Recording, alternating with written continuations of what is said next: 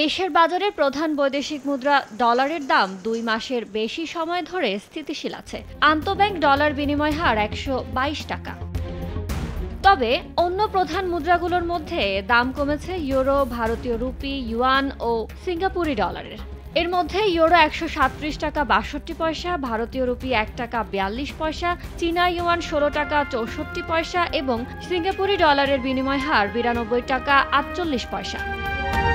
দর বেড়েছে পাউন্ড ও অস্ট্রেলীয় ডলারের। এর মধ্যে পাউন্ডের বিনিময় হার ১৬১ টাকা ৪০ পয়সা এবং অস্ট্রেলীয় ডলার ৭৭ টাকা ৩৭ পয়সা।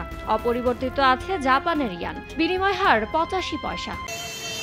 কেন্দ্রীয় ব্যাংকের প্রকাশিত বৈদেশিক মুদ্রার বিনিময় হারের চেয়ে কিছুটা বেশি দামে খোলা বাজারে লেনদেন হয়ে থাকে।